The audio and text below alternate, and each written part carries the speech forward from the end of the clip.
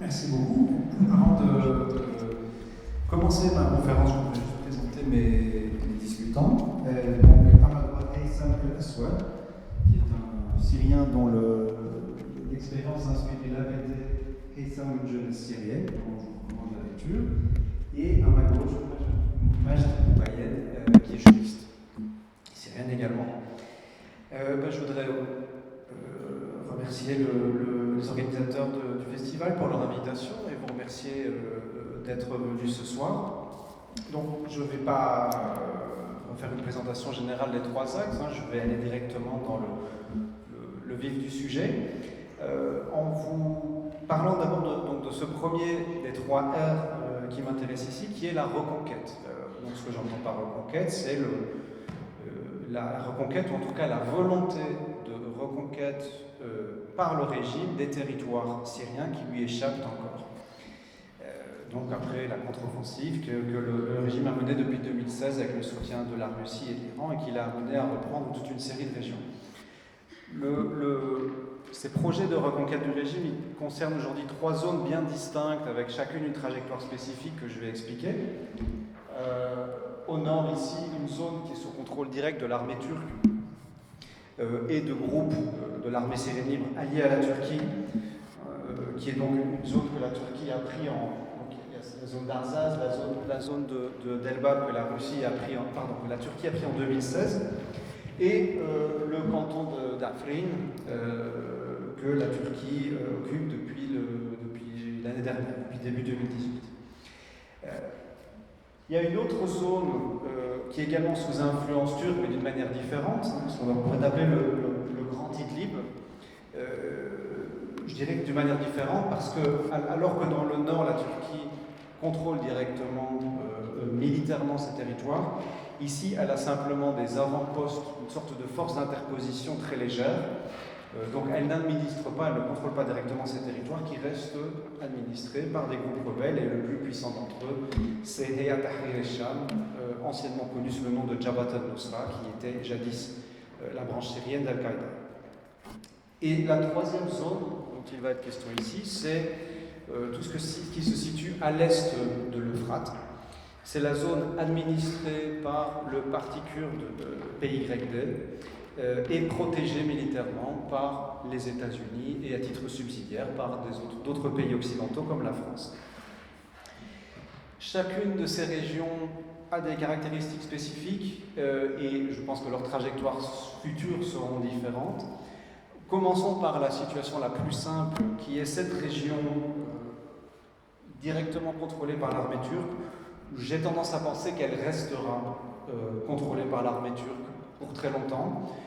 Ce qu'on observe dans cette région, c'est une sorte d'annexion rampante avec l'installation de services publics turcs. Les postes turcs, par exemple, ouvrent des bureaux dans cette région. La région est raccordée au système électrique turc.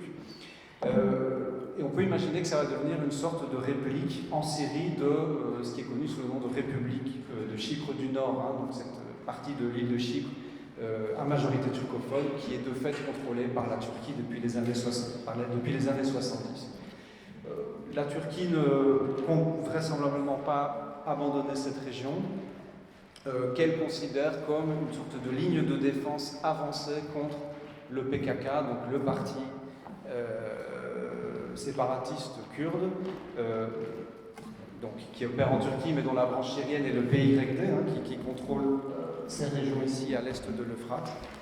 Donc voilà, je pense qu'ici on est dans une région où il se passera probablement assez peu de choses à l'avenir. Venons-en maintenant à une région où je dirais que malheureusement il se passe beaucoup de choses pour l'instant, c'est-à-dire des combats extrêmement violents, des bombardements quotidiens. C'est la région du Grand Idlib. Alors pourquoi on l'appelle le Grand Idlib? Parce qu'il s'agit de la province d'Idlib plus des morceaux de provinces voisines, le nord de la province de Hama, l'est de la province de Latakia, ici, le nord de la province de Hama, et l'ouest de la province d'Alep. On simplifie en parlant de Grand Idlib.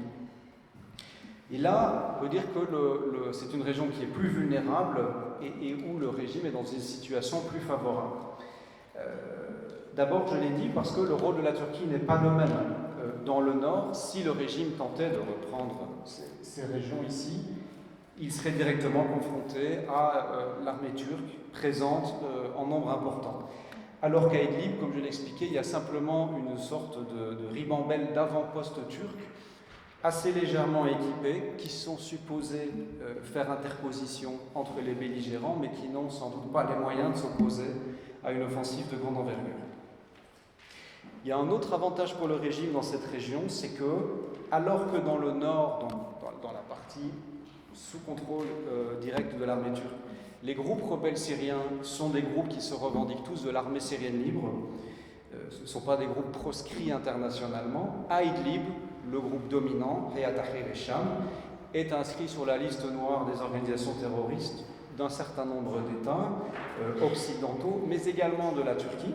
Alors même si dans les faits la Turquie traite avec ce groupe de manière pragmatique, mais légalement c'est un groupe considéré comme terroriste par la Turquie. Ce à quoi on peut ajouter, alors il y a aussi des groupes de l'armée syrienne libre dans cette région, mais donc le plus important ce sont Hayat Tahrir al-Sham, et on peut ajouter une série de petits groupes qu'on pourrait qualifier d'ultra-djihadistes, qui se revendiquent du djihad international tel qu'il était prôné par Al-Qaïda par exemple l'organisation Khuraseddin, les gardiens de la religion. Alors la présence de tous ces groupes évidemment c'est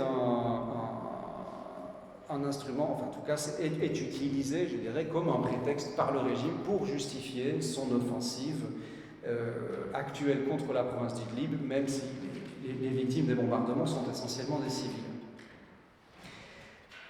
Il y a une autre raison pour laquelle les choses bougent, et encore une fois je l'ai dit, c'est plutôt pour le pire dans cette région actuellement, c'est que c'est une région qui est très importante pour le régime, pas tellement de manière intrinsèque, mais parce que il y a deux autoroutes importantes qui traversent la région d'Idlib, qui est l'autoroute qui relie Damas à Alep et l'autoroute qui relie Latakia à Alep. Donc des voies de communication très importantes dont le régime souhaiterait reprendre le contrôle. Et donc c'est la raison pour laquelle depuis le mois d'avril, le régime soutenu par la Russie mène cette offensive extrêmement meurtrière contre la région d'Idlib, en dépit des accords qui avaient été signés l'an dernier entre la Turquie et la Russie à Sochi, précisément pour empêcher une telle offensive. Alors, les choses ne sont pas faciles pour autant pour le régime. Je dis que le régime a lancé son offensive au mois d'avril et il n'a pour l'instant repris que, grosso modo, quelques localités à la limite du territoire du Grand Idlib. Alors non seulement il n'a pas réalisé d'avancées très spectaculaires, il a pris essentiellement 2 localités importantes et puis une série de villages, mais le régime a même réussi à perdre le contrôle de régions qu'il n'avait jamais perdues depuis le début de la guerre. Et cela en dépit d'un déséquilibre total des moyens, puisque vous avez des rebelles et de l'autre côté vous avez l'armée syrienne soutenue par l'aviation russe. Le régime dans cette région comme ailleurs durant tout le conflit, souffre d'un problème d'effectifs loyaux et bien entraînés. Et ce qu'on voit, c'est que, en général, quand le régime grignote une partie du territoire des rebelles, c'est presque toujours en utilisant les mêmes unités d'élite, telles que ce qu'on appelle les forces du Tigre. Mais donc, le régime ne peut pas s'appuyer sur des troupes extrêmement nombreuses pour reprendre ce territoire. Il y a aussi une différence par rapport à ce qui s'est passé en 2016, je pense par exemple à la bataille d'Alep. Qu'est-ce qui avait fait la différence dans la bataille d'Alep et qui avait permis au régime de reprendre les quartiers est d'Alep aux rebelles? Alors il y avait certes les bombardements russes extrêmement violents, mais il y avait aussi le fait que l'Iran avait dépêché sur place un corps expéditionnaire de plusieurs milliers de combattants, notamment recrutés en Irak et au Liban, qui avait réellement fait la différence sur le terrain. Or ici, l'Iran ne participe pas de manière importante à cette offensive. Pour des raisons assez complexes, notamment le fait que l'Iran, depuis un certain temps, fait profil bas en Syrie, notamment en raison des frappes israéliennes récurrentes. Vous entendez peut-être régulièrement que l'aviation israélienne bombarde des bases iraniennes en Syrie, ce qui oblige l'Iran à faire profil bas en termes de déploiement militaire.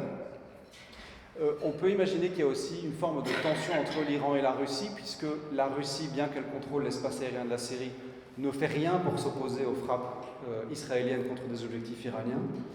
Et que donc les Iraniens n'ont pas réellement envie de rendre ce service à la Russie et donc de dépêcher à nouveau des troupes pour aider une offensive qui est, cette offensive sur Idlib, qui est vraiment commandée par la Russie. Il y a aussi une différence avec ce qui a pu se passer, par exemple l'an dernier.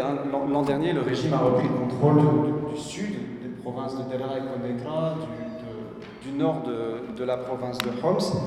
Dans les deux cas, il y avait eu assez peu de combats parce que très vite le régime avait réussi à retourner ou à neutraliser certaines factions, à signer ce qu'ils appellent des accords de réconciliation. C'est évidemment pas des réconciliations, c'est plutôt des accords de reddition, mais un certain nombre d'unités rebelles importantes avaient tout simplement cessé le combat dès les premiers jours et s'étaient rendues sans réelle résistance. C'est pas du tout un phénomène qu'on observe dans la région d'Idlib, notamment parce que les factions rebelles locales ont très vite arrêté les gens qui auraient été tentés par un accord avec le régime. Bon, il y a aussi une autre chose qui est fondamentale, c'est que depuis 2016, chaque fois que le régime a repris des territoires aux rebelles, il y a une partie de la population, en général la majorité, qui est restée dans les zones que reprenait le régime, et une partie donc constituée de combattants, d'activistes ou de gens simplement qui craignaient le retour du régime, qui craignaient pour leur sécurité, qui obtenaient le droit de quitter cette région suite à des accords avec le régime et qui presque systématiquement allaient se réfugier ici dans la province d'Idlib, qui est un peu devenue une sorte de refuge pour tous ces gens qui ne voulaient pas rester dans les zones reprises par le régime. Dans la mesure où Idlib est un peu le dernier de ces refuges, vous avez là-bas des gens qui n'ont plus rien à perdre et qui ne veulent évidemment pas voir le régime revenir.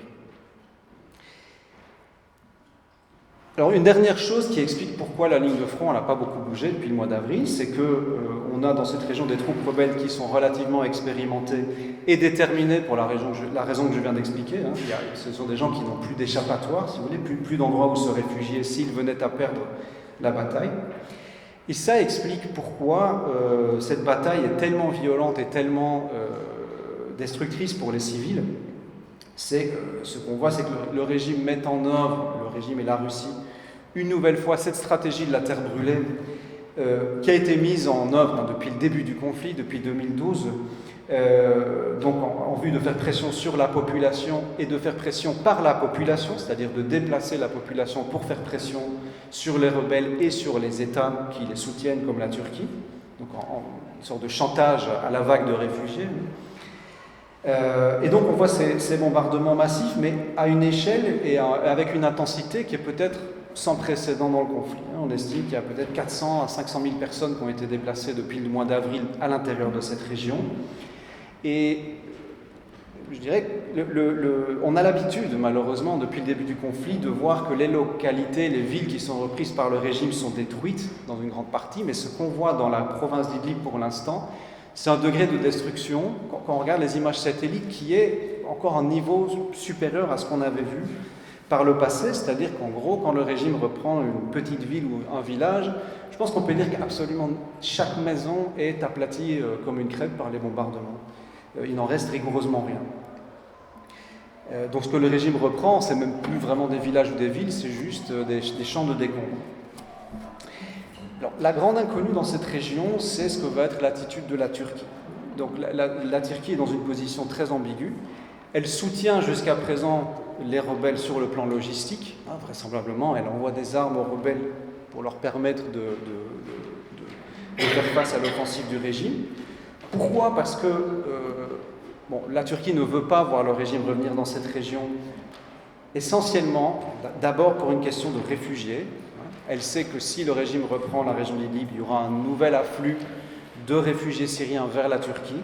Et vous savez peut-être que la question des réfugiés en Turquie, c'est devenu une question extrêmement sensible, dont on peut peut-être dire que c'est elle qui a coûté la mairie d'Istanbul à l'AKP. Donc le mois dernier, il y a eu ces élections municipales à Istanbul, donc une ville que le parti au pouvoir en Turquie contrôlait depuis les années 90, donc il contrôlait depuis avant même qu'il soit le parti au pouvoir, et qu'il a perdu face à l'opposition kémaliste du CHP. Et vraisemblablement, une des questions qui a fait basculer la majorité du côté du JEP, c'est cette question des réfugiés syriens. Et malheureusement, on a l'impression que le débat politique en Turquie aujourd'hui s'apparente parfois à une sorte de surenchère anti-syrienne. Voilà, donc la Turquie aujourd'hui non seulement ne veut pas voir de nouveaux Syriens arriver sur son territoire, mais on sait aussi qu'elle a commencé à renvoyer de force un certain nombre de Syriens dans la région d'Idlib. Et qu'elle a donc besoin que cette région d'Idlib reste hors de contrôle du régime pour pouvoir y envoyer des réfugiés, ou y renvoyer des réfugiés. Il y a un autre aspect, c'est que je vous ai dit que cette région, la Turquie comptait la garder, hein, l'extrême nord de la province d'Alep. Si le régime venait à reprendre Idlib et arriver ici à la limite sud de ces régions contrôlées par l'armée turque, on peut imaginer qu'il rendrait la vie difficile à l'armée turque. Alors, il y a déjà une insurrection du PYD dans ces régions. Il y a couramment des attentats, des embuscades qui coûtent la vie à des soldats de l'armée turque, à des rebelles syriens, à des civils également. On peut imaginer que si le régime arrivait jusqu'à la frontière de ce territoire, il se ferait un plaisir d'envoyer des armes, d'aider au passage de combattants kurdes qui mèneraient des opérations contre l'armée turque dans cette région. Un autre aspect, et alors là, je suis désolé, mais c'est une question extrêmement complexe, qui est d'autant plus complexe parce qu'on ne sait pas exactement quelles sont les intentions des différentes parties et où ça va nous mener. Mais on sait aussi qu'il y a cette... je sais clarifier mon propos. Je dirais que d'un côté, la Turquie est tentée de soutenir les rebelles. De l'autre, on sait aussi que la Turquie se rapproche de la Russie. Et que la Turquie a des relations compliquées avec les États-Unis. Vous avez peut-être entendu parler de la question des missiles S-400, donc ces missiles russes de défense antiaérienne que la Turquie vient d'acheter à la Russie et qui ont amené à l'exclusion par les États-Unis de la Turquie du programme d'avions F-35. Donc c'est une crise significative entre la Turquie et les USA qui sont pourtant alliés au sein de l'OTAN. Et la Turquie a également un autre sujet de tension avec les États-Unis et donc potentiellement de rapprochement avec la Russie, qui est que la Turquie, je vais y arriver tout de suite, veut instaurer une zone tampon, une zone de sécurité qu'elle contrôlerait dans le nord de cette région, qui est contrôlée par son ennemi, le PYD. Et donc j'en arrive à cette troisième région qui se situe à l'est de l'Euphrate. Donc on a cette grosse pression turque continue depuis des mois. La Turquie déploie ses troupes à la frontière, donc le long de la frontière ici, en menaçant d'intervenir contre le PYD, demande l'établissement donc de cette zone tampon qui ferait 32 km de profondeur. Bon, le PYD dit c'est inacceptable. Récemment, ils ont dit peut-être 5 km si vous êtes gentil, mais de toute façon pas 5 km qui seraient contrôlés par la Turquie, mais par des États neutres. Et entre les deux, évidemment, on a les États-Unis qui sont... et ça, essentiellement, je dirais, du fait de la personnalité de la personne qui préside les États-Unis aujourd'hui, c'est très difficile à lire et à prédire. Les États-Unis qui garantissent pour l'instant la protection. Pardon ? Elle ne marche pas ? Si, les États-Unis, je dirais, sont le garant de la protection de cette région, en tout cas de la protection de l'administration kurde dans cette région. À la fin de l'année dernière, Donald Trump a tweeté qu'il allait se retirer, donc il allait retirer les troupes américaines dans un délai de quelques semaines, avant de revenir sur sa décision. Et aujourd'hui, je dirais le compromis, ça a été que les États-Unis vont réduire leur effectif, mais rester, donc garder quand même quelques centaines d'hommes dans la région, et peut-être plus important que quelques centaines d'hommes, ils gardent aussi une présence aérienne, qui fait évidemment le poids militairement, vu la puissance de l'aviation américaine. Ils ont également demandé à leurs alliés, notamment français, d'envoyer des troupes supplémentaires dans cette région. Et donc, je dirais que l'avenir de cette région est extrêmement incertain. C'est-à-dire, est-ce que les États-Unis vont réussir à négocier un compromis entre la Turquie, qui reste malgré tout leur allié, au moins pour l'instant, et les Kurdes du PYD? Est-ce que la Turquie va passer en force, entrer militairement dans cette région sans attendre l'accord des États-Unis, ou en attendant éventuellement un retrait des États-Unis qui pourrait survenir, puisque, comme j'ai dit, M. Trump est quand même relativement imprévisible, on ne sait jamais ce qui peut lui passer par la tête. Voilà, donc là on a une série de scénarios, et je ne veux pas faire Madame Soleil, c'est très difficile à deviner. Ce qu'on peut simplement imaginer, c'est que si la Turquie attaquait cette région,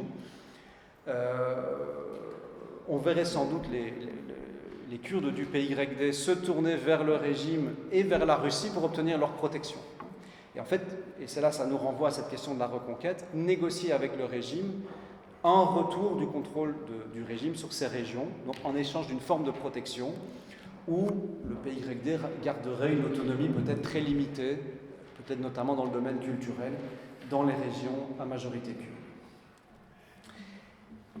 Je vais en venir maintenant à la deuxième dynamique qui m'intéresse ici, qui est celle de la restauration du contrôle du régime sur les régions qu'il a déjà réussi à reprendre.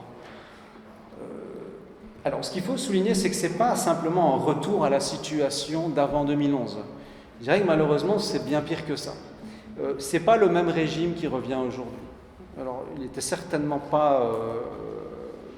je dirais, il n'y avait pas grand-chose de positif dans ce régime avant 2011, mais le régime tel qu'il revient aujourd'hui, je dirais que tous ces traits négatifs ont été accentués par la guerre.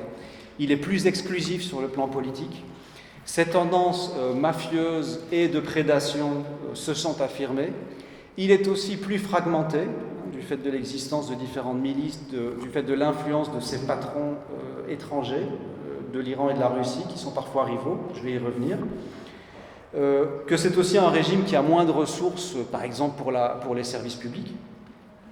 Donc, parlons de ressources. Je dirais que dans presque toutes ces régions, la première chose qui s'est passée au moment du retour du régime, ça a été un pillage systématique des maisons par les troupes du régime, des arrestations, y compris parfois de gens qui étaient partis au moment des combats, qui sont revenus en faisant d'une certaine manière confiance au régime pour ne pas attenter à leur sécurité et qui ont malgré tout été arrêtés ou qui ont disparu. Un certain nombre de personnes qui ont été assassinées ou comme j'ai dit, qui ont disparu, ce qui malheureusement revient souvent au même. Donc, toute une série d'événements qui ont reconstruit ce qu'on appelle le mur de la peur. En 2011, beaucoup de révolutionnaires syriens disaient que leur grande victoire, c'était d'avoir abattu le mur de la peur que la famille Assad avait érigé pendant des décennies. Ben là, on peut dire que dans pas mal de régions, ce mur de la peur, il est reconstruit. Alors, il y a aussi des arrestations aussi simplement pour de conscription, toute une série de jeunes hommes qui sont en âge de faire leur service militaire ou qui ne l'ont pas fait du fait de la guerre, qui sont arrêtés et parfois envoyés sur le front, par exemple à Idlib. De manière très symbolique, mais c'est évidemment un symbole très lourd, on reconstruit les statues de Hafez al-Assad, le père de Bachar, pour bien marquer que le régime et le culte de la personnalité qui le caractérise sont de retour. Et ce qui est d'autant plus choquant, c'est que parfois on reconstruit ces statues alors qu'on ne reconstruit rien d'autre. Vous avez ces images tout à fait frappantes de ronds-points qu'on a reconstruits avec une statue dorée au milieu d'un quartier complètement en ruine où on n'a pas reconstruit un seul immeuble. On a bien sûr dissous les conseils locaux révolutionnaires qui avaient été établis quand l'opposition contrôlait ces régions. Il y a aussi des obstacles au déplacement des gens. Par exemple, dans la Routa, certains gens peuvent pas réellement quitter leur quartier, ou alors ils ont besoin de permission spéciale des services de renseignement pour se déplacer. Ou parfois les gens ont peur de se déplacer par crainte d'être arrêtés. Alors, je viens de parler des autorités locales, des conseils locaux, et du fait que le régime est plus exclusif qu'il ne l'était avant. C'est de manière presque caricaturale. On a, en 2018, procédé à des élections municipales en Syrie, alors qu'ils n'étaient bien sûr pas des élections libres, mais je dirais qu'elles étaient encore moins pluralistes qu'elles ne l'étaient avant 2011. Il faut savoir qu'en Syrie, il y a un parti hégémonique qui est le parti Baas, mais il y a aussi des petits partis qui sont alliés au Baas, qui sont généralement d'accord avec le Baas sur à peu près tout, et qui avaient historiquement une petite part du gâteau, notamment au niveau des élections municipales. Et ce qu'on a constaté aux dernières élections, c'est que le Baas a obtenu une plus grande part du gâteau au détriment même d'autres partis qui pourtant n'ont jamais été des partis d'opposition, comme le Parti social national syrien, qui a perdu des sièges, c'est-à-dire que même ces loyalistes ont perdu des sièges au détriment du Baas. Donc je dirais que le régime ne récompense pas les loyalistes, mais les ultra-loyalistes. Alors, j'ai parlé de la prédation de la criminalité. Une partie des populations des régions qui sont reprises par le régime, elles espéraient au moins que, bon, elles savaient bien qu'avec le retour du régime, toute idée de liberté s'évanouissait, mais que peut-être il y aurait une amélioration des conditions matérielles. Or, je l'ai dit, il y a très peu de reconstruction. Alors ça dépend, ça varie fortement d'un endroit à l'autre, mais le rétablissement des services publics n'est pas du tout à la hauteur des espérances. On a des milices qui se servent sur la population via des impôts de protection de type mafieux, des enlèvements pour rançon, des trafics divers. Alors, il y a eu des tentatives, notamment de la Russie, de limiter ces exactions, de demander la dissolution de certaines milices et de les intégrer dans une sorte de nouveau corps d'armée qui a été créé par la Russie, qui s'appelle le 5e corps, pour essayer de récupérer tous ces éléments un peu disparates et de les réorganiser.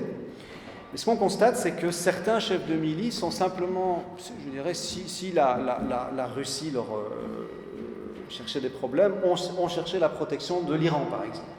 Parce qu'il semble qu'il y a réellement une rivalité entre la Russie et l'Iran pour le contrôle de toutes ces milices pro-régime, également pour le contrôle d'anciens groupes rebelles qui ont changé de camp, qui ont été, si vous voulez, forcés de changer de camp avec le retour du régime. Et donc il y a vraiment une rivalité entre la Russie et l'Iran pour le contrôle de tous ces groupes paramilitaires. C'est un problème qui est particulièrement aigu dans cette région-ci, la province de Deraa, parce qu'il y a eu là des accords très spécifiques qu'on pourrait appeler des accords de neutralisation. C'est-à-dire que la Russie a signé avec certains groupes rebelles des accords en vertu desquels il cessait le combat, mais le régime n'entrait pas dans certaines localités. Et jusqu'à présent, il y a des localités où les rebelles ont gardé leurs armes et donc, le régime reste en lisière de ces localités. Et les rebelles font, je dirais, office de force de maintien de l'ordre au niveau local. C'est une situation qui est très instable et qui vraisemblablement ne va pas durer de manière indéfinie. Ça génère toute une série de problèmes. D'abord, les habitants de ces localités qui restent en fait sous contrôle de groupes rebelles sont perçus comme des terroristes par le régime. Ils sont souvent bloqués dans ces localités. S'ils cherchent à les quitter, à se déplacer, il y a des risques avérés d'arrestation et de disparition aux barrages tenus par le régime. Il y a un certain nombre d'incidents armés entre ces rebelles neutralisés et le régime, et aujourd'hui on entend certaines voix au sein du régime qui menacent de mener des opérations militaires pour reprendre le contrôle définitif de ces localités. Et on a aussi des assassinats assez mystérieux d'anciens chefs rebelles qui, entre guillemets, réconciliés. Alors il y a plusieurs thèses, il y en a qui pensent que ça serait une sorte de renouveau de groupes rebelles qui refusent ces réconciliations. Mais il y a une autre hypothèse qui est qu'en fait, on a une sorte de règlement de compte, qu'en gros, des chefs rebelles qui ont été cooptés par la Russie seraient assassinés par l'Iran et les alliés de l'Iran, comme le Hezbollah libanais, et peut-être qu'inversement, des rebelles qui auraient été cooptés par l'Iran seraient assassinés par les alliés de la Russie. Donc tout ça pourrait expliquer les tensions qui caractérisent cette province. Tout ça pour dire que finalement cette tentative d'intégrer les paramilitaires dans l'armée syrienne, au lieu de réhomogénéiser cette armée, ça peut amener à une fragmentation accrue, à une milicianisation de l'armée syrienne. J'en arrive au troisième et dernier volet de mon intervention, qui est la question de la reconstruction. Alors vous pourrez me dire, la reconstruction c'est une question économique, mais moi je vais l'aborder sous l'angle essentiellement politique. D'abord parce que la reconstruction c'est quelque chose qui est utilisé par le régime de manière assez délibérée pour empêcher le retour de populations qu'il considère comme dangereuses dans les quartiers qu'elles habitaient. Et ce qu'on voit par exemple autour de Damas, je dirais que un nombre important de quartiers autour de Damas ont constitué pendant des années un vrai danger pour la survie du régime, puisqu'ils étaient contrôlés par l'opposition, et qu'on voit clairement une volonté du régime de remplacer un certain nombre de quartiers populaires par des projets immobiliers en théorie destinée aux classes supérieures, et donc d'empêcher le retour de ces populations locales qui sont perçues comme une menace. On a beaucoup parlé l'an dernier d'un décret, dit le décret numéro 10, qui était un décret par lequel, pour éviter de perdre leurs droits de propriété, les habitants de certains quartiers devaient faire valoir ces droits dans un délai de 30 jours. Y compris, ça concernait y compris des gens qui étaient parfois réfugiés à l'étranger ou dans d'autres régions, ou déplacés dans d'autres régions du pays.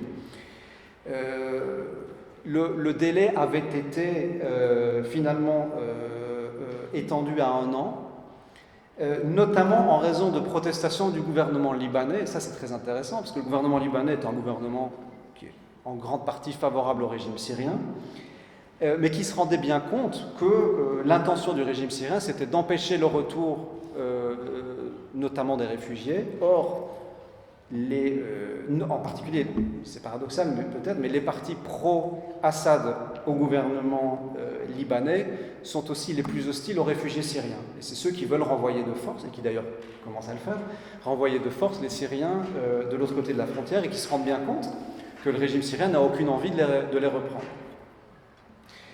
Bon, bref, quand on regarde, c'est presque de la science-fiction. Quand vous voyez les images de synthèse de ces nouveaux quartiers que le régime syrien veut construire autour de Damas, c'est délirant, on dirait Dubaï, mais évidemment sans l'argent de Dubaï, ni pour construire les immeubles, ni pour les acheter. On se demande bien qui va payer pour habiter là-bas. Et on se dit que finalement, l'important, en fait, c'est plus d'empêcher le retour des anciens habitants que réellement de construire quelque chose de nouveau. Alors, je disais qu'il n'y a pas d'argent nécessaire pour ce genre d'investissement et pour un tas d'autres, et essentiellement pour des obstacles qui sont souvent des obstacles politiques. D'abord, qui pourrait réinvestir en Syrie? On va commencer par les Syriens. Il y a un secteur privé syrien. Ce qu'il faut savoir, c'est que, quoi qu'on en dise, on entend souvent parler, c'est un peu un cliché, que la bourgeoisie syrienne est restée fidèle à Assad. Si on regarde les chiffres, il y a eu une énorme fuite de capitaux depuis 2011. Il y a eu des milliers d'hommes d'affaires syriens qui sont allés mettre leurs avoirs en sécurité dans les Émirats, en Égypte, en Turquie, qui ont aussi investi là-bas, qui ont créé des compagnies, développé des activités dans ces pays, et qui sont extrêmement réticents à l'idée de revenir en Syrie. Parce que, je dirais, vu du point de vue d'un homme d'affaires, c'est un environnement épouvantable pour investir. Les infrastructures sont détruites, il y a un manque de main-d'œuvre, le pouvoir d'achat de la population est très réduit pour des raisons évidentes, et puis vous avez toutes ces pratiques mafieuses du régime qui existaient déjà avant 2011, mais qui sont bien pires qu'auparavant. Donc bien sûr, le régime espère que la communauté internationale va verser les fonds nécessaires à la reconstruction. Bon, il y a toute une série de problèmes. D'abord, les alliés du régime, l'Iran et la Russie, n'ont pas l'argent, ou en tout cas ne veulent pas dépenser l'argent nécessaire à la reconstruction. Il faut rappeler ici un chiffre, on estime que le montant nécessaire à la reconstruction, c'est de l'ordre de 300 milliards de dollars. Alors, l'Iran et la Russie ont de l'argent pour mener des aventures militaires en Syrie et ailleurs, pas pour investir ce genre de sommes pour des projets d'infrastructure.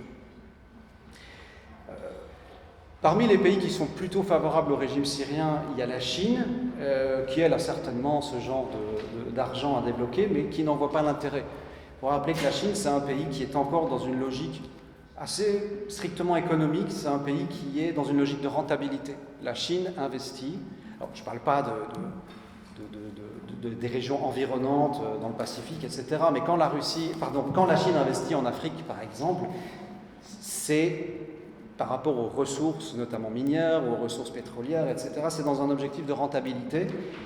Or, la Syrie n'est pas un pays rentable. Il faut rappeler ici, c'est important, que le pays qui financerait la reconstruction de la Syrie le ferait à fonds perdu. Donc, il ne le ferait pas pour des motivations économiques, il le ferait pour des raisons politiques. C'est pour ça que la Chine n'est pas intéressée.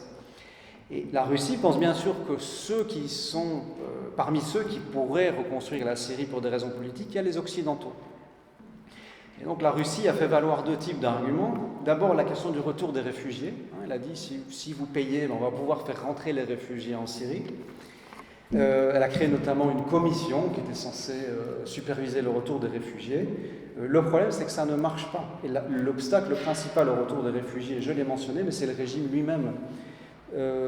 Comment est-ce que le régime s'oppose au retour des réfugiés?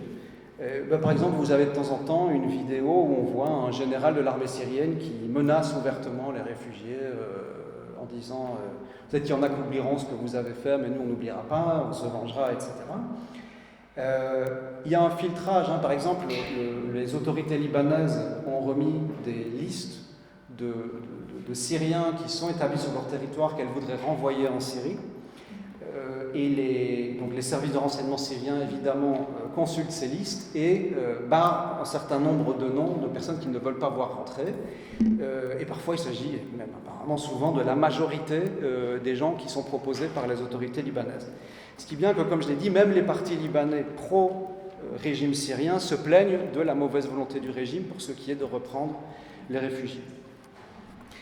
Le deuxième argument qui a été mis en avant par la Russie auprès des Occidentaux, c'est la question de la réforme politique, en disant on pourrait échanger un soutien économique à des réformes institutionnelles en Syrie. Raison pour laquelle la Russie a encouragé la mise en place d'un comité de réforme constitutionnelle. Le problème est que, encore une fois, le régime s'est montré très hostile à cette idée et qu'on sait que même si ça passait, c'est-à-dire que même s'il y avait une réforme constitutionnelle, ça ne changerait probablement pas grand-chose au fonctionnement du régime. Il faut rappeler ici qu'il y a déjà eu une réforme constitutionnelle en 2012, qu'en 2012 on a créé une constitution qui est assez profondément différente, en tout cas dans le texte, de la constitution précédente qui avait été édictée en 1973. Or, le fonctionnement du régime n'a pas changé d'un millimètre. Donc les Occidentaux ne sont pas dupes de ces projets de soi-disant réformes politiques. Et en gros, les pays occidentaux, en tout cas ceux qui ont les moyens financiers, donc les États-Unis, le Royaume-Uni, la France, l'Allemagne principalement, sont très réticents. Ils ont l'impression que la Russie, enfin c'est pas une impression, c'est un fait, la Russie leur demande de payer pour que les compagnies russes puissent s'enrichir avec des contrats liés à la reconstruction. Puisque on voit bien que le peu de contrats qui ont été signés pour l'instant, c'est avec des compagnies russes et iraniennes, pour des raisons évidentes, ce sont les alliés du régime. Et donc, les Occidentaux ne sont pas naïfs au point d'aller débourser de l'argent pour que les compagnies russes puissent s'enrichir, tout ça n'est pas très cohérent. Et au contraire, ce qu'on a vu, ça a été plutôt un renforcement des sanctions occidentales au cours des derniers mois, notamment du fait, alors c'est pas uniquement lié à la Syrie, c'est aussi lié aux tensions avec l'Iran. Les États-Unis notamment ont sanctionné le secteur pétrolier iranien qui approvisionnait la Syrie en pétrole, donc ce qui a créé des pénuries de pétrole en Syrie, qui ont eu un impact économique très, très négatif pour l'économie du régime. On a renforcé les sanctions contre l'entourage d'Assad. Je parle ici notamment de sanctions décidées par l'Union européenne contre des hommes d'affaires qui sont des hommes de paille d'Assad, comme Samuel Fawz, par exemple. Il y a aussi des choses, alors là, qui viennent plutôt d'en bas. Je dirais que ce sont des organisations de défense des droits de l'homme, des Syriens, qui ont déposé des plaintes devant des tribunaux européens contre des hauts responsables syriens, responsables de violation des droits de l'homme. Notamment, l'année dernière, un tribunal allemand a publié un mandat d'arrêt contre le général Jamil Hassan, qui est responsable de très nombreux crimes depuis 2011.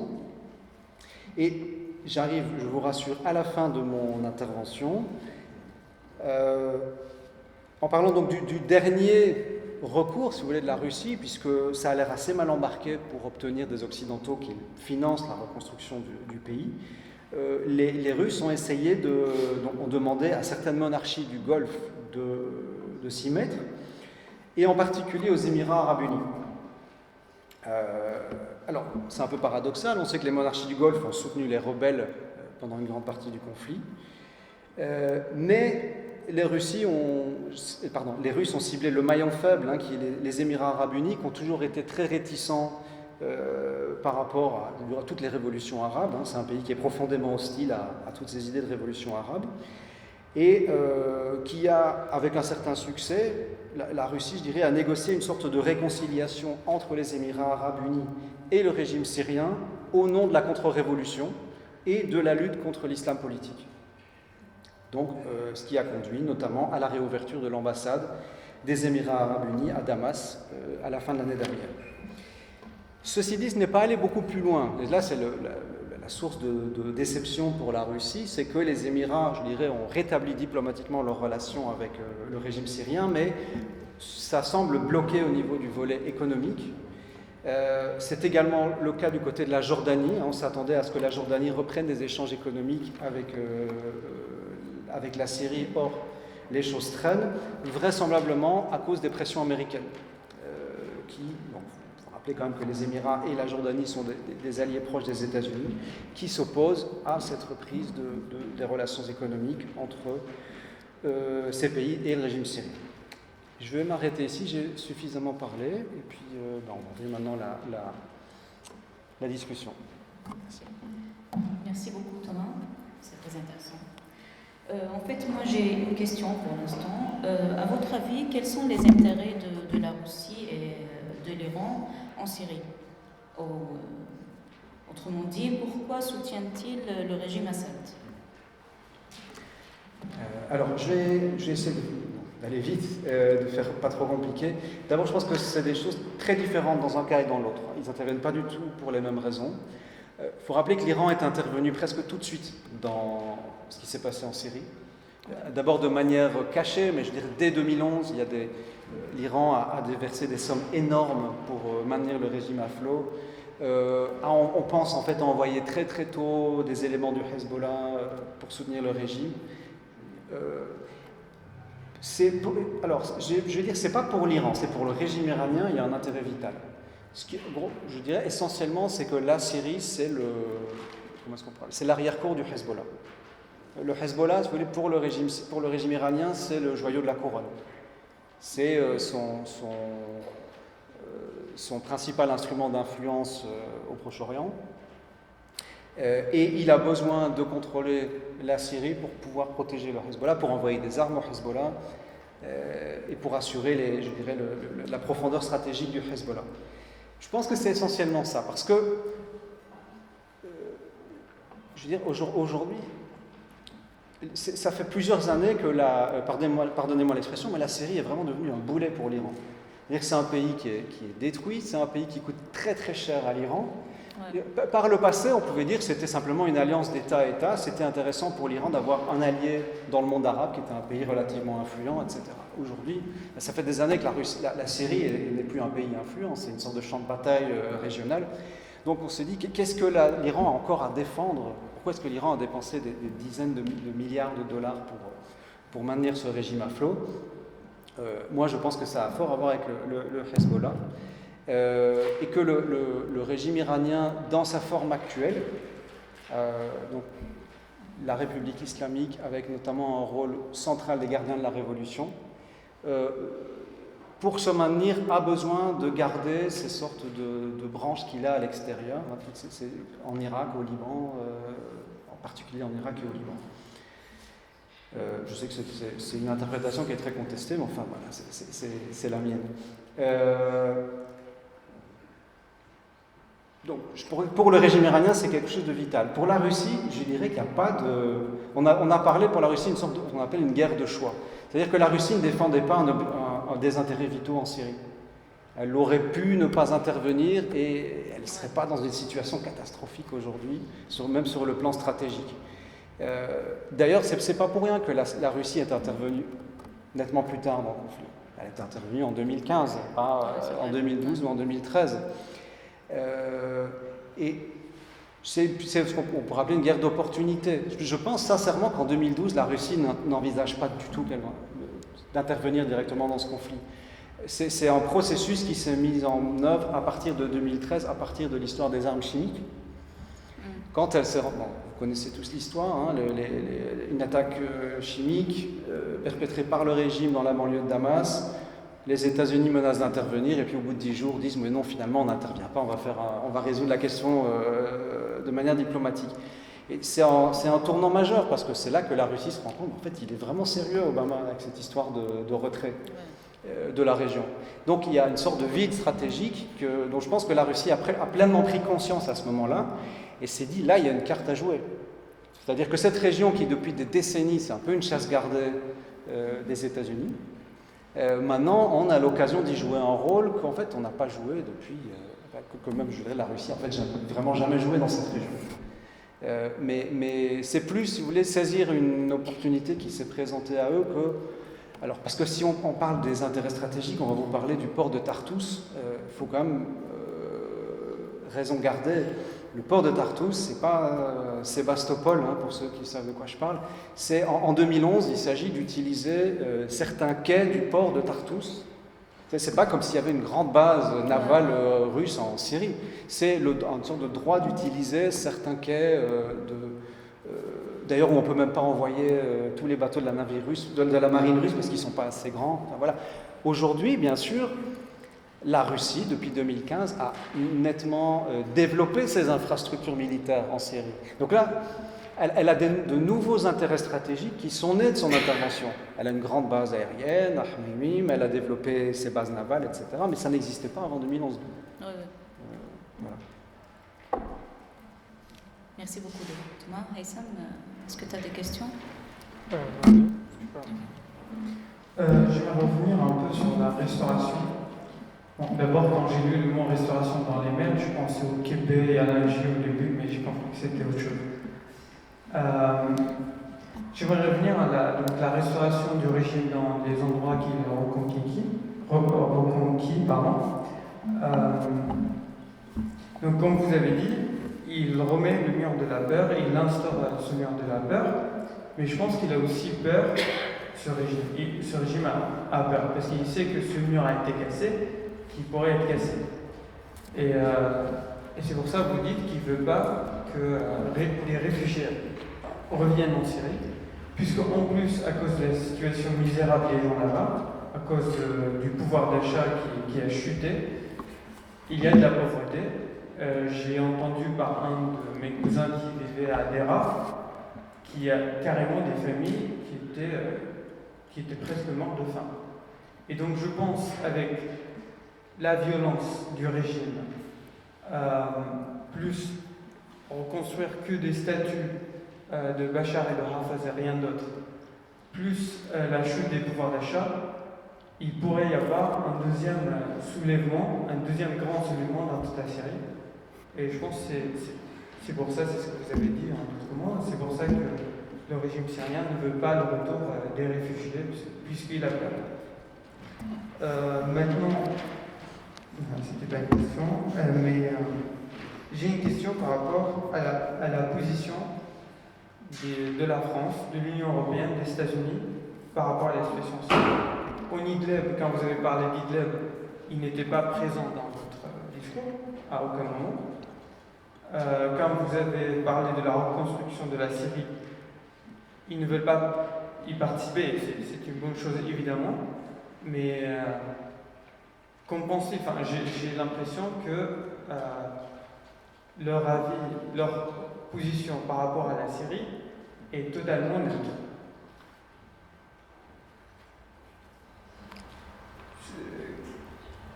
Est-ce qu'ils vont laisser la situation continuer comme aujourd'hui, puisque ils ont laissé la situation.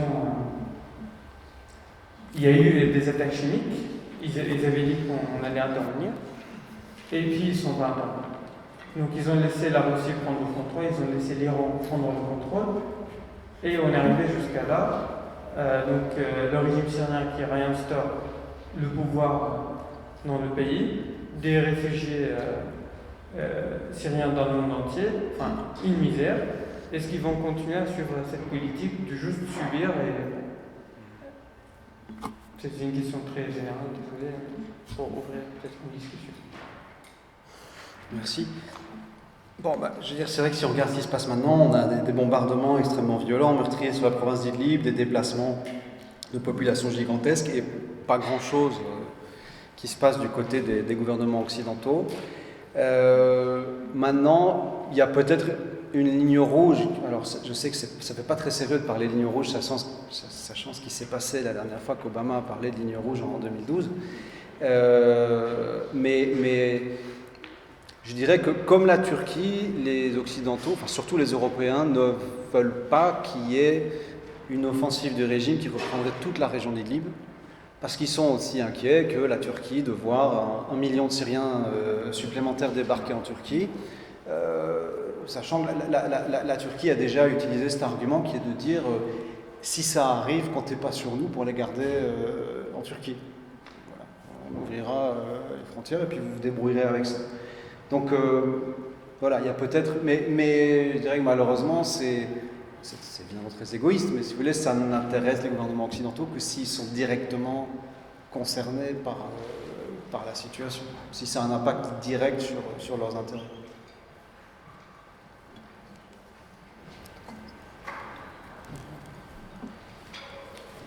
Et donc là, on a parlé des gouvernements occidentaux.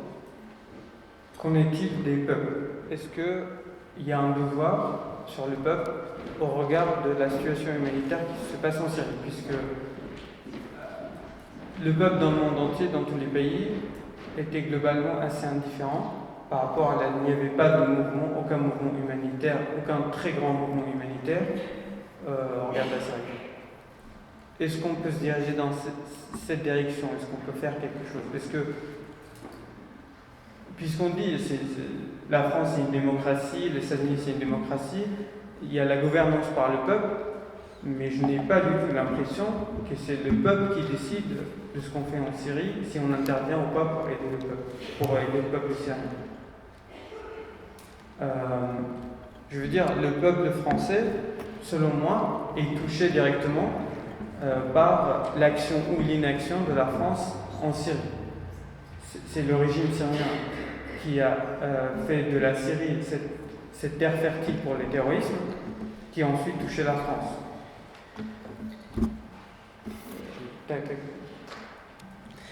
Alors bon, moi je vais peut-être pas répondre par rapport à ce qu'il faudrait faire. Évidemment, j'ai mon opinion là-dessus. Moi, j'ai pensé depuis 2012 qu'il fallait intervenir.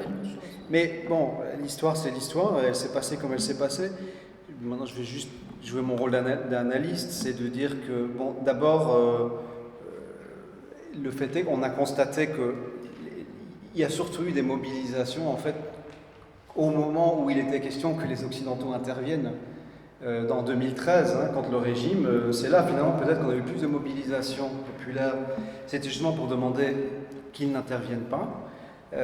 Donc c'est plutôt dans ce sens-là que se font les mobilisations. Et aussi, je dirais, parce que la logique ici, c'est que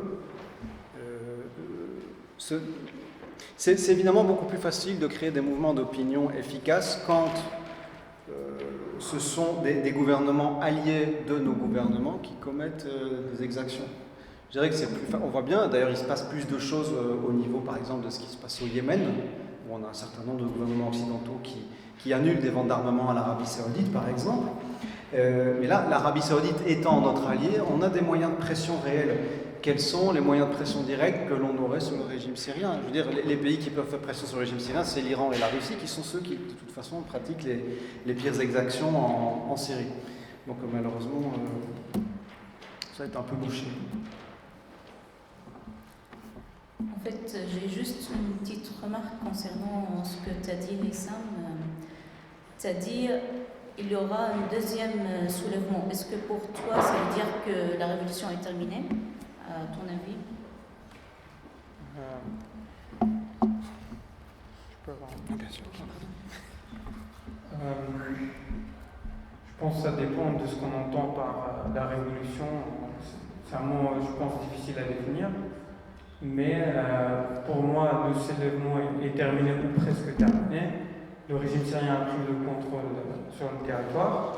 Ça ne veut pas dire que la cause n'est plus là. La cause est dans beaucoup de Syriens qui soient dans la Syrie ou à l'extérieur de la Syrie. Mais je ne pense pas que la révolution, le soulèvement qui a démarré le 18 mars 2011 puisse faire tomber le régime syrien. Je pense qu'il est nécessaire et pas suffisant d'avoir un deuxième soulèvement, un deuxième très grand soulèvement. Dans la Syrie, je pense même dans le monde entier, enfin un soulèvement dans le monde entier pour qu'on puisse faire. Ah oui, ça serait super. Peut-être le public peut nous joindre à cette discussion. Oui, bien sûr. Excusez-moi, je suis arrivée en retard. Je ne sais pas si vous avez parlé du Golan. J'étais très choquée d'entendre que M. Trump avait dit que le Golan appartenait à Israël. Enfin, celle-là, je pense, ça me dépasse. Donc ça, c'est une question. J'ai 2 ou 3 autres points à soulever, j'en profite. Vous avez parlé de la France. Moi, je suis née en 1938. Pour moi, il y a la France avant l'Union européenne et la France membre de l'Union européenne. Ce n'est pas du tout la même chose. Il ne faut jamais oublier ça. Et ensuite, je voudrais poser la question toute bête qu'on pose toujours, à qui profite le crime, à part les marchands d'armes, éventuellement, entre autres. Et la dernière question, c'est, vous avez parlé donc de la France, de l'Union européenne, mais je n'ai pas entendu parler du Conseil de l'Europe. Bon, je sais que malheureusement, il est complètement bouffé par l'Union européenne, mais quand même, il y a quand même le Conseil de l'Europe, il y a l'ONU, il y a la Cour internationale de justice. J'ai appris il n'y a pas longtemps que la France a été menée devant la Cour internationale de justice pour ses essais nucléaires dans le Pacifique il y a 56 ans. Et actuellement, elle est devant la Cour de justice internationale. Donc il y a peut-être quand même des choses à faire, mais je ne sais pas comment faire. Voilà, excusez-moi.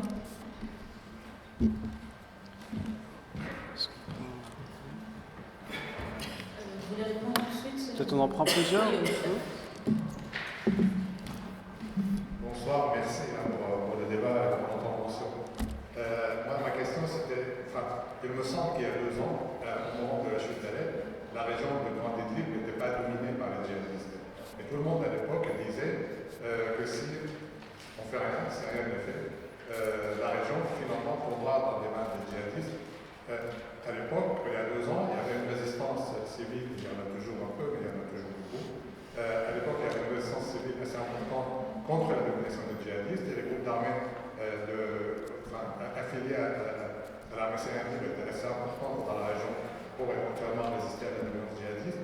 Mais depuis 2 ans, quels sont les facteurs éventuellement régionaux et locaux qui ont permis la domination des groupes djihadistes dans cette région? Merci. Est-ce qu'il y a d'autres questions?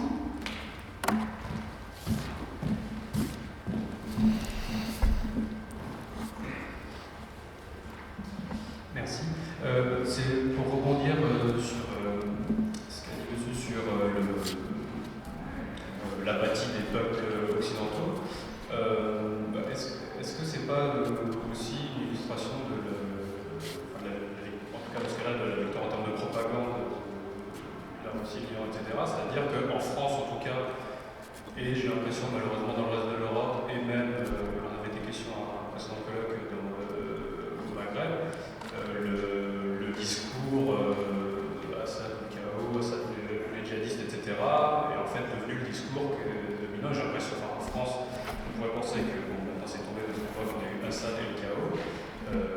Mais en avril dernier, j'ai encore entendu le président du plus grand think tank du français des relations internationales, Jean-Yves pour le citer, redire quand on parle de Moyen-Orient, etc., on se rend compte qu'il ne fallait pas intervenir parce que c'est ça le chaos. Donc est-ce que c'est, au-delà de l'apathie morale, est-ce que c'est pas une victoire en termes de communication de propagande?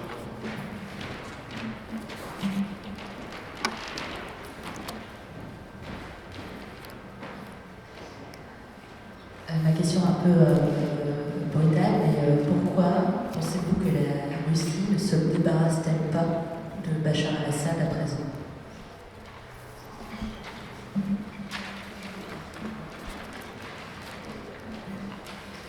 Alors, donc, j'ai 2 questions. D'abord, est-ce que le jeu d'alliance dans la région peut évoluer?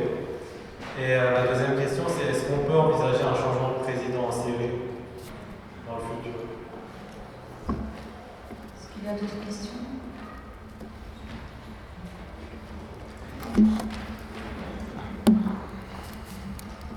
C'est plus une remarque qu'une question, mais vous avez parlé de l'argent qui n'est pas disponible pour la reconstruction. Mais certains pays européens et l'Union européenne financent de l'action humanitaire à hauteur de plusieurs centaines de millions d'euros dans différentes zones de la Syrie. Et on voit que même l'aide humanitaire, et c'est une difficulté pour les acteurs humanitaires, est adossée au positionnement diplomatique des différents pays qui donnent cette aide humanitaire.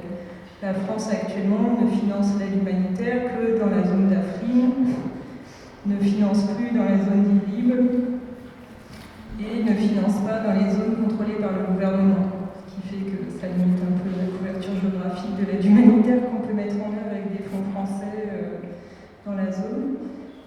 Actuellement, il y a une évolution du positionnement de certains bailleurs internationaux.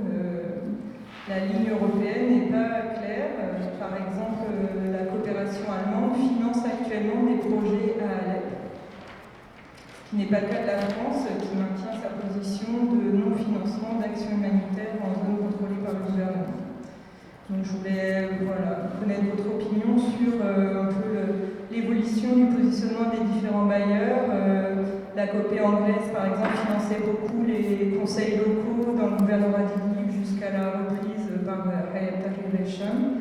Donc je suis intéressée de connaître un peu votre analyse sur un peu ces changements d'investissement dans l'action humanitaire et le soutien aux populations civiles dans les différentes zones en Syrie.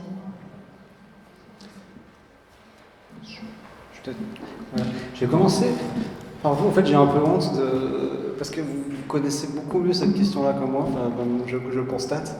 Oui, bon, j'ignorais que les Allemands finançaient des projets à Alep, etc. Donc, je voudrais vous remercier pour ce complément d'information, mais je ne suis pas sûr que je pourrais y ajouter quelque chose de vraiment intéressant. Mais merci en tout cas, parce que pour le coup, c'est très précieux. J'ai suivi ça, notamment l'évolution de la position britannique, mais j'ai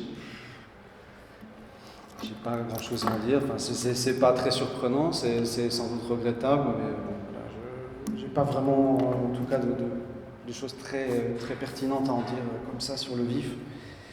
Je vais essayer de prendre une question par personne. Le Golan, j'en ai pas parlé, parce que c'est une question, je dirais.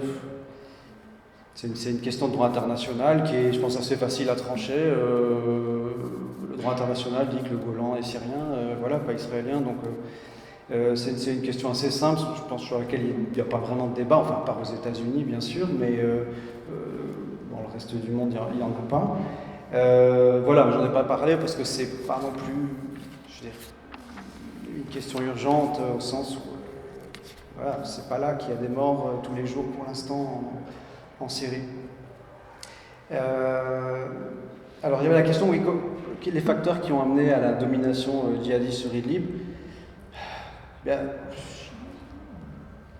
dirais qu'il y a quelque chose qui est intrinsèque à la nature quand même des groupes en présence, c'est que ce qu'on a constaté, c'est qu'il y a des groupes qui malheureusement, qui sont les plus radicaux et les plus fanatiques, les djihadistes sont bien meilleurs quand il s'agit de combattre d'autres groupes rebelles.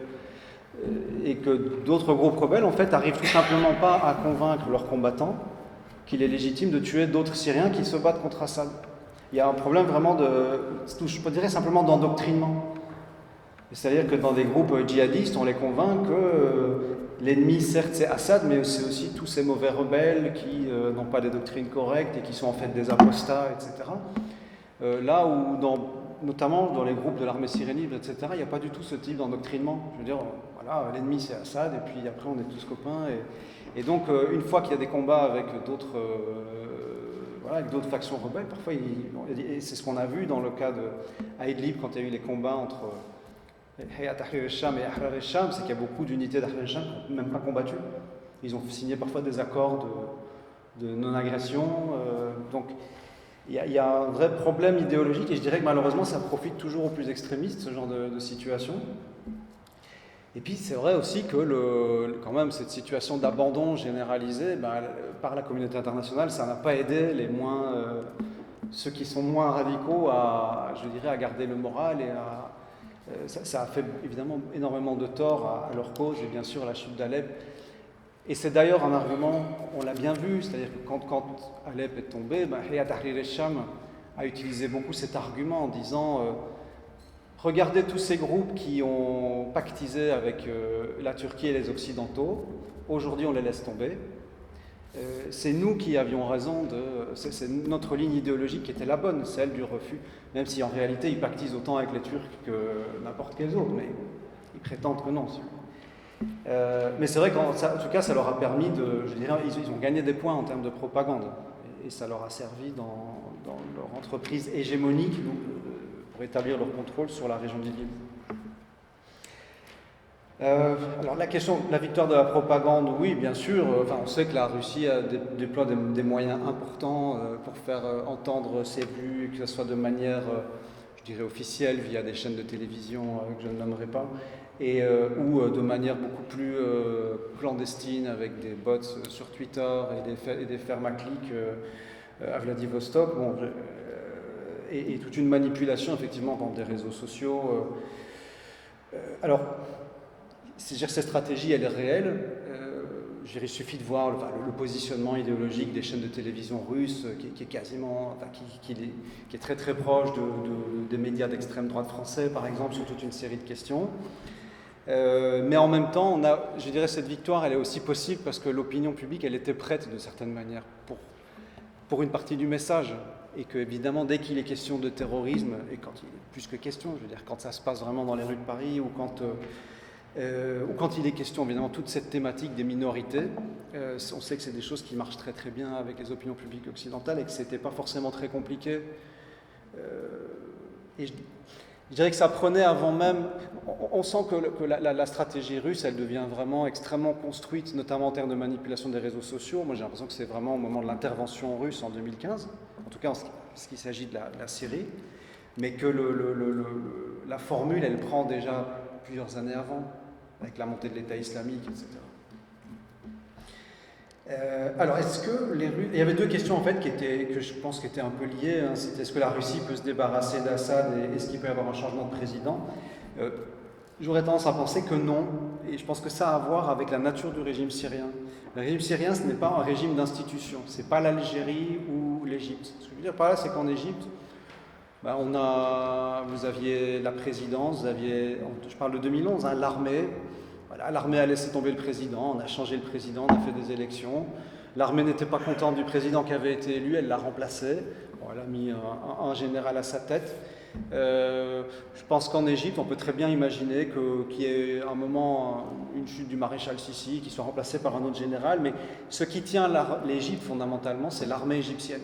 Comme je pense qu'en Algérie, ce qui tient l'Algérie, c'est l'armée algérienne. La Syrie, ça ne marche pas comme ça. Il faut penser à une structure de type mafia ou cartel. C'est la famille Assad, c'est des familles parentes, amies, proches d'une manière ou d'une autre, les Makhlouf, Ismaïl, Shalish, enfin voilà, c'est plus un cartel de famille. Et ce qui est frappant, c'est que vous allez voir qu'il y a des membres de la famille Assad ou de la famille Makhlouf dans des institutions politiques. Vous allez trouver des cousins qui sont dans l'armée, d'autres dans les renseignements, d'autres dans le milieu des affaires. Donc en fait, c'est un réseau de familles qui contrôle la Syrie. Mais ça veut dire que si vous enlevez la tête, il y a de fortes chances que tout l'édifice s'écroule. C'est pas un régime d'institution où on peut changer les têtes en gardant les piliers du système en place. Et je pense que la Russie est bloquée pour cette raison, et aussi parce que, ça c'est la grande chance entre guillemets d'Assad, c'est qu'il n'a pas un patron, mais il en a deux. Il a la Russie et l'Iran. Que si les Russes lui mettent trop la pression pour faire des réformes, il peut se dire « Ah, mais moi j'ai aussi l'Iran ». Et il peut jouer sur cette rivalité pour se maintenir là où il est, ce qu'il fera, je pense, pour un certain temps encore. Et ben voilà, j'avais fait le tour des... Le Conseil de l'Europe, l'ONU, la Cour internationale de justice... Alors le Conseil de l'Europe, je ne peux rien vous en dire, parce que je n'ai jamais entendu parler du Conseil de l'Europe dans le Conseil syrien. Il fêtait ses 70 ans cette année. Je m'en réjouis, mais bon... Oui, mais bon, parlons de l'ONU, l'ONU, rien, en fait, elle ne fait rien. Je veux dire, à part faire des campagnes sur Twitter pour dire le monde vous regarde, adressé aux gens qui bombardent en ce moment Idlib, ça fait 8 ans que le monde les regarde bombarder la Syrie et ça n'y change rien. Donc voilà quoi, on est réduit l'ONU, elle fait un peu d'aide humanitaire, même parfois beaucoup, mais dans des conditions parfois assez problématiques parce que ça implique un certain nombre de... Et la Cour internationale de justice ? Moi, j'ai pas entendu qu'il s'était passé quoi que ce soit. Voilà, et si ça bouge au niveau judiciaire, c'est plus, d'après ce que je sais, je ne suis pas expert de ce dossier, mais c'est plus au niveau de juridiction nationale. Il y a des tribunaux allemands, il y a des initiatives de ce type qui ont lieu en France, etc. Mais ça vient de là plutôt que de la Cour internationale. Quant à l'Union européenne, il faut rien en attendre, étant donné ce qu'elle a fait en Yougoslavie. Je crois qu'il ne faut rien en attendre. Et je me permets d'ajouter un petit point que je disais tout à l'heure, si vous permettez. L'Occident a soutenu le président de Bosnie pendant le drame yougoslave. Et ce président de Bosnie était l'auteur d'une déclaration islamique. L'avez-vous lu? J'ai lu un de ses livres, je ne sais pas si c'est celui-là, mais... La déclaration islamique a été éditée la première fois en 70, il a été emprisonné par Tito à cause de ça, et il a réédité en 90. Il faut lire ce texte. Il y a le projet de construire un État islamique du Maroc à l'Indonésie et de l'Afrique à l'Asie centrale. Et avec incompatibilité totale des valeurs de l'islam avec ceux de la République. C'est son idée à lui, hein, ça ne représente pas du tout l'islam. Il faut quand même connaître ce texte. Peut-être qu'il y a des... je suis d'accord, mais ça nous emmène assez loin de la Syrie quand même. Oui. Non, mais quand on parle du terrorisme, il faut connaître ce texte. Il a été soutenu par l'Occident au détriment de nos alliés serbes des deux guerres mondiales. Je pense qu'on va peut-être repartir sur la Syrie. On laissera la Yougoslavie pour... Donc je voulais juste revenir sur la propagande. En effet, tout à fait d'accord avec vous. Ça a très bien marché. Je voudrais ajouter que ce n'est pas seulement la propagande de la Syrie et de la Russie. Peut-être intentionnellement, peut-être pas, je ne sais pas. Mais les médias occidentaux ont participé à cette propagande. Moi, je l'ai vécu moi-même. Ce n'est pas une théorie de complot que j'ai construite. Une fois, quand j'avais 16 ans, j'étais invité à un plateau de télé sur Canal+, je précise, parce que j'étais un jeune Syrien réfugié. Quoi. Et donc, je leur avais expliqué avant, ils savaient, je venais de Dera, là où la révolution a commencé. J'étais resté là-bas de mars jusqu'à janvier 2012, mars 2011 jusqu'à 2012. Donc Daesh n'était pas encore en Syrie à ce moment-là, où on ne la voyait pas en tout cas. Et toutes les questions qu'on m'a posées, c'était sur Daesh. Pas une seule question sur ce que j'ai vu en Syrie. Peut-être que ça n'est pas volontaire, puisque les populations aiment bien voir ces questions, ces images sur Daesh, etc. Et peut-être pas, je ne sais pas, mais en tout cas, ça a participé à cette propagande.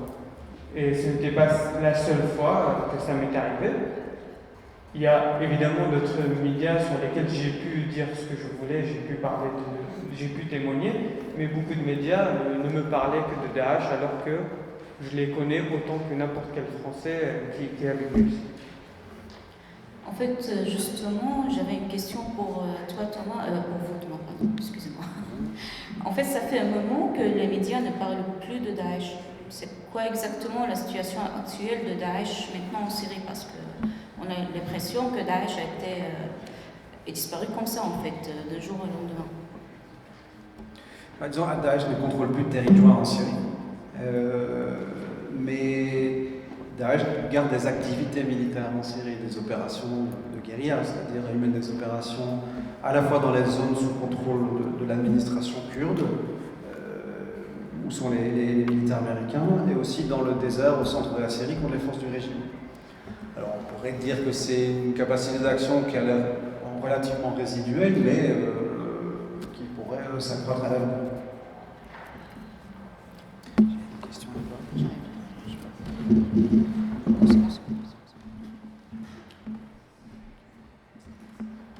Oui, moi je voudrais revenir sur la propagande. Moi je ne suis pas du tout d'accord avec l'histoire du fait que ce serait la propagande russe et du président Assad qui aurait gagné. Moi je pense que le problème il est bien plus grave. Je pense que les Européens, premièrement, ne sont plus du tout politisés. Les jeunes, n'en parlons pas. Et encore, ça commence à frémir sur le climat, mais il y a 40 ans de retard. Bon. Mais grosso modo, les Européens ne sont plus ni en démocratie véritable, et deuxièmement, plus du tout politisés. Moi, je sais que j'ai pas l'âge de madame, mais pas loin, et on était dans la rue pour bien moins que ça, sans arrêt, il y a 45 ans. Hein? Donc, ça c'est un fait, parce que moi j'ai toujours pensé aussi que par exemple les brigades internationales en Espagne, il y aurait dû avoir des milliers de jeunes qui seraient partis pour aider par exemple les Kurdes, qui sont la seule entité musulmane qui essaie d'être démocratique, anti-machiste, etc. Qui essaie, je dis, c'est pas évident. Mais bon, au lieu de soutenir cette saloperie de Daesh. Bon. Mais voilà, donc c'est comme ça. Moi je pense que malheureusement, il n'y a plus du tout de politisation en Europe. Et les Européens se taisent, et les Français en premier lieu. Point barre. Je pense que les deux problèmes sont liés. Quand les gens entendent à la télévision des choses et leur contraire tout le temps, ils s'intéressent moins à la politique. Et juste, qu'est-ce que vous avez dit sur la seule entité? Juste, je voulais revenir, je n'ai pas bien entendu. Qu'est-ce que vous avez dit sur la seule entité musulmane qui voulait la démocratie? Non, je veux dire, de manière, si on pouvait aller soutenir une force quelconque, à part les révolutionnaires syriens, ça serait aussi les révolutionnaires. Ils ont reçu plein de secondes. Pour moi, il n'y aurait pas centenaire qui est aussi complètement méprisé par toute l'Europe et Pardon. Je pense que les révolutionnaires syriens auraient bien aimé être méprisés comme ça, parce que, je veux dire, les Kurdes, ils ont quand même reçu le soutien de l'aviation américaine, et ils l'ont toujours. Ça fait 5 ans que c'est le cas. Ils sont sous parapluie militaire américain. Alors que les révolutionnaires syriens ont été totalement abandonnés. Il faut quand même rappeler, c'est un fait essentiel. C'est l'un des exemples de comment les Occidentaux sont touchés par les minorités en Syrie. Les Kurdes, c'est une minorité, on les attaque, donc il faut les défendre. Et comme il a dit, on a oublié d'autres gens qui vivent en Syrie qui sont soumis à la même répression.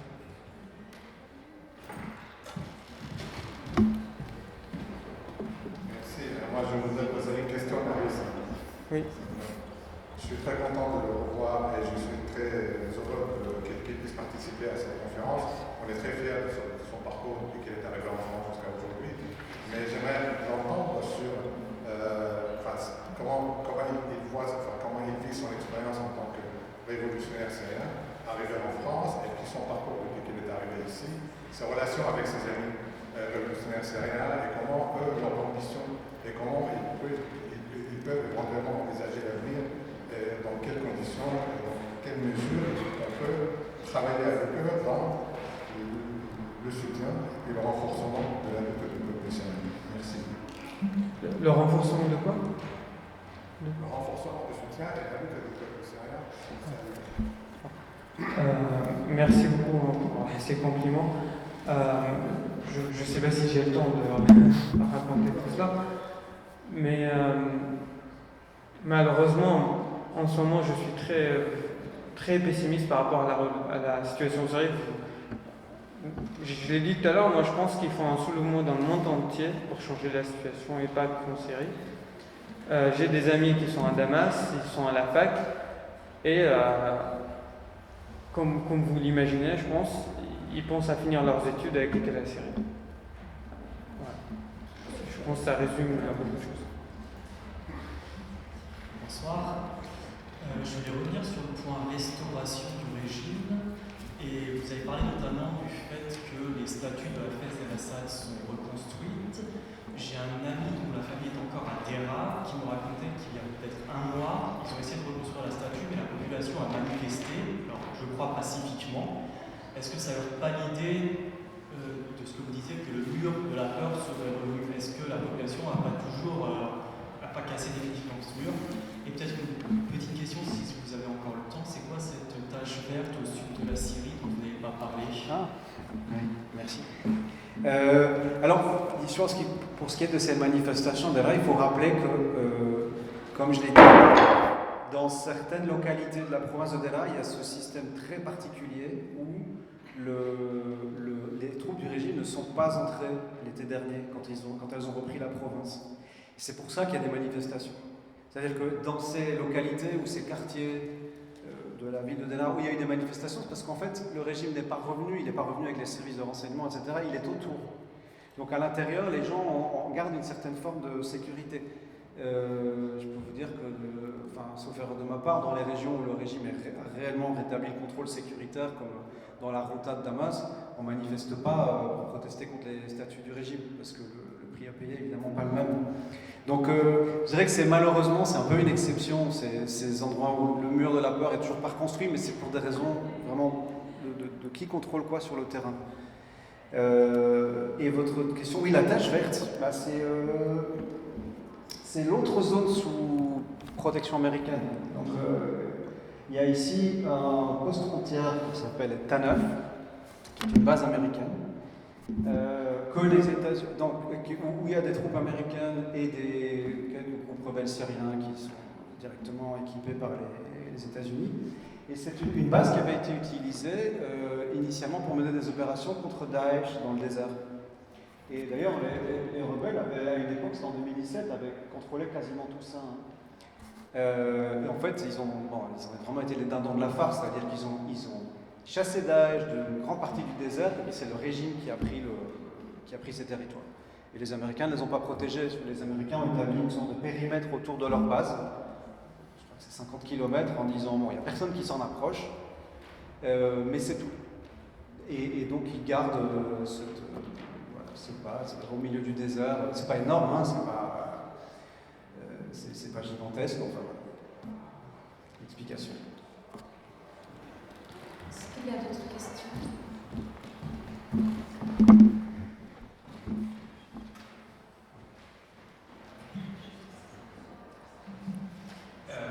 Oui, alors j'ai encore des questions si c'est possible. La première, très rapidement, c'est sur la reconstruction. Vous avez fait le parallèle avec 2012, vous avez dit quand il y avait des plans, le plan Annan, etc., ça n'a rien donné, donc les Occidentaux ne veulent pas commettre la même erreur. Est-ce que la différence, c'est pas qu'à l'époque, on avait entre guillemets rien à monnayer, est-ce qu'aujourd'hui on ne pourrait pas, puisque vous dites qu'il y a de l'argent nulle part en fait, pour reconstruire la Syrie, utiliser ça comme levier de pression en fait, pour imposer ou essayer de retrouver une influence?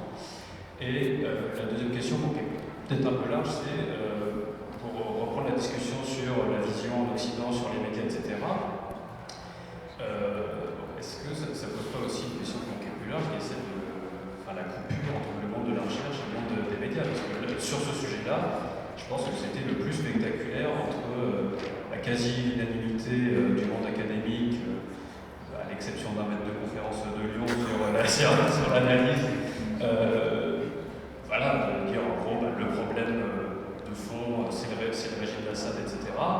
Et ce qu'il y avait de l'autre côté, les médias qui étaient soit les rebelles étaient déjà des islamistes dès le début, soit quand on est pondéré de dire le genre de poncif sur les Kurdes et leurs guerrières cheveux au vent qu'on a entendu.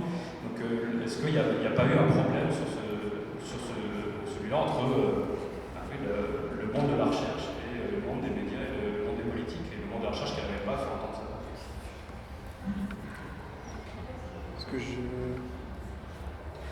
Ouais. En fait, justement, je ne voudrais pas généraliser, si vous voulez, un jugement sur les médias. Tout simplement parce que depuis 2011, je suis régulièrement en contact avec des journalistes, je suis régulièrement interrogé. Et je pense que les journalistes qui font très bien leur travail jusqu'à présent et qui proposent une vision, je trouve analytiquement très solide de ce qui se passe. Donc je pense qu'il ne faut pas généraliser, mais c'est vrai que parfois il y a des tendances lourdes qui sont, vous l'avez mentionné, toute cette iconographie des Amazones guerrières, par exemple. Et là on est... Je ne parlerai pas c'est pas une coupure, et attention, hein, c'est pas juste les gens du Monde et de Libération qui s'adressent, qui me ou qui s'adressent à moi ou à d'autres chercheurs. Je veux dire, il y a des titres, enfin beaucoup plus entre guillemets populaires qui le font aussi. Hein, c'est pas.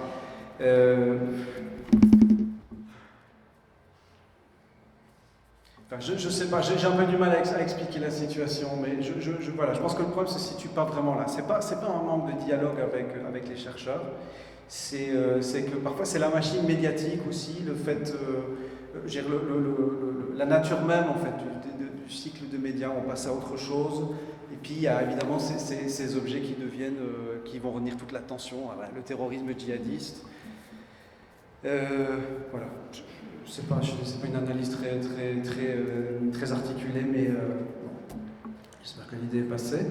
Et votre autre remarque, oui, en fait, moi, ce dont je parlais en 2012, c'était pas le plan Annan, c'était comment le régime syrien lui-même s'était donné une nouvelle constitution, qui était, pour le coup, vraiment, il y avait des vraies différences avec la constitution de 73. Ça n'a évidemment aucune espèce d'impact. Alors, si on en vient au plan Annan, donc, qui était de négocier une transition, je dirais malheureusement, on n'avait plus à monnayer à l'époque. C'est-à-dire qu'à l'époque, il y avait cette incertitude sur laquelle on n'a malheureusement pas du tout joué, qui aurait été d'abord de jouer sur... Il y avait encore une grosse incertitude du côté du régime et des Russes sur ce qu'étaient les intentions réelles des États-Unis. Et ils n'avaient pas encore compris à quel point Obama était non interventionniste. Je pense que s'il y avait eu un peu plus d'ambiguïté à ce moment-là, on aurait peut-être pu obtenir plus de choses de la Russie. C'est-à-dire qu'en gros, ce qu'il fallait obtenir de la Russie, c'était qu'elle dise qu'Assad devait partir et qu'il fallait faire une transition telle que demandée dans le document de Genève. Et il y avait aussi cette idée que peut-être qu'il fallait... À l'époque, c'était vraiment le moment où l'insurrection était quand même vraiment en expansion. Cette idée que peut-être expliquer clairement aux Russes qu'il y avait le risque qu'ils perdent tout s'ils ne transigeaient pas à ce moment-là. Bon, bref, encore une fois, c'est de l'histoire. Aujourd'hui, pourquoi est-ce que je pense que l'argent ne convaincra jamais le régime de... Je veux dire, c'est un régime qui préfère régner sur la misère et les ruines pendant un siècle plutôt que de se saborder lui-même. Je veux dire, c'est des régimes qui peuvent survivre longtemps dans ce genre de circonstances. Je veux dire, si vous repensez à l'Irak sous Saddam, la dernière décennie, l'Irak qui est sous embargo, etc., qui est dans une condition économique désastreuse, qui ne s'est jamais remis de la guerre de 91, etc. Mais en 2003, quand les Américains arrivent, je veux dire, il n'y a aucun signe que Saddam est menacé par quoi que ce soit sur le plan intérieur. Peut-être qu'il serait toujours là si les Américains n'avaient pas renversé. C'est des régimes qui peuvent se maintenir dans la misère et qui, je pense, préfèrent la garantie de perdurer aussi longtemps que possible à toute perspective de récompense économique.